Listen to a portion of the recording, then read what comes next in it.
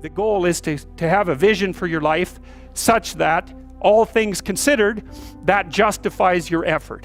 Okay, so then what do? Well, then you turn down to the micro routines. It's like, okay, well, this is what I'm aiming for. How does that instantiate itself day to day, week to week, month to month? And that's where something like a schedule can be unbelievably useful. Google Calendar. It's like, make a damn schedule and stick to it. Okay, so what's the rule with a schedule? It's not a bloody prison. That's the first thing that people do wrong. They say, well, I don't like to follow a schedule. It's like, well, what kind of schedule are you setting up? Well, I have to do this, then I have to do this, then I have to do this, you know, and then I just go play video games, because who wants to do all these things that I have to do? It's like, wrong. Set the damn schedule up so that you have the day you want. That's the trick. It's like, okay, I've got tomorrow. If I was going to set it up so it was the best possible day I could have, practically speaking, what would it look like?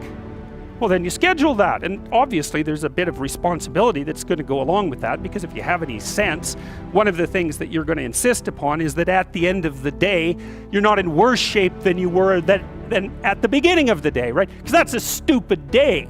If you have a bunch of those in a row, you just dig yourself a hole and then you bury yourself in it. It's like, sorry, that's just not a good strategy. It's a bad strategy. So 20% of your day has to be responsibility and obligation, or maybe it's more than that, depending on how far behind you are. But even that, you can ask yourself, okay, well, I've got these responsibilities. I have to schedule the damn things in. What's the right ratio of responsibility to reward? And you can ask yourself that, just like you'd negotiate with someone who is working for you. It's like, okay, you got to work tomorrow. Okay, so I want you to work tomorrow. And you might say, okay, well, what are you going to do for me that makes it likely that I'll work for you? Well, you could ask yourself that, you know. So maybe you do an hour of responsibility and then you play a video game for 15 minutes. I don't know, whatever turns your crank, man. But, you know, you have to negotiate with yourself and not tyrannize yourself. Like you're negotiating with someone that you care for, that you would like to be productive and have a good life. And that's how you make the schedule. It's like, and then you look at the day and you think, well, if I had that day, that'd be good.